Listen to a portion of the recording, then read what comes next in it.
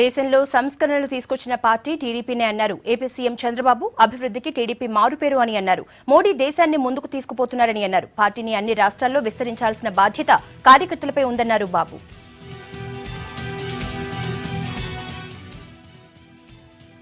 ఈ రోజు కూడా తెలంగాణలో మన పార్టీ రాజీ లేని పోరాటం చేస్తాం ప్రజల కోసం.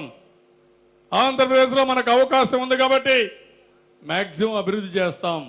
నేను ఢిల్లీకి ఎప్పుడు పోయినా రెండు రాష్ట్రాలకు న్యాయం చేయమన్నాను తప్ప ఒక రాష్ట్ర విషయం నేను ఎప్పుడూ మాట్లాడలేదు.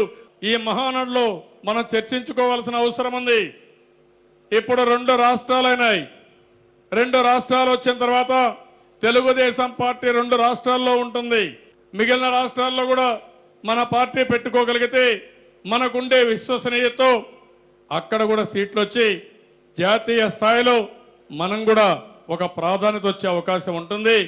నరేంద్ర మోడీ గారి నాయకత్వంలో ఈరోజు ఎన్డీఏ ప్రభుత్వం ఉంది.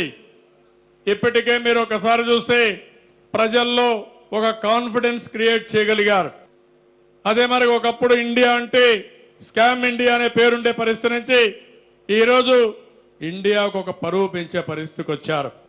ప్రధానమంత్రి నరేంద్ర మోడీ గారు విదేశాల్లో తిరిగినప్పుడు కానీ మన దేశ విశిష్టత చెప్పడం కానీ ప్రజలు ఇచ్చిన మ్యాండేట్ని ఏ విధంగా తీసుకుపోవడంలో జయప్రదం అయ్యారు. ప్రపంచం మొత్తం భారతదేశానికి గుర్తింపు తీసుకొచ్చారు.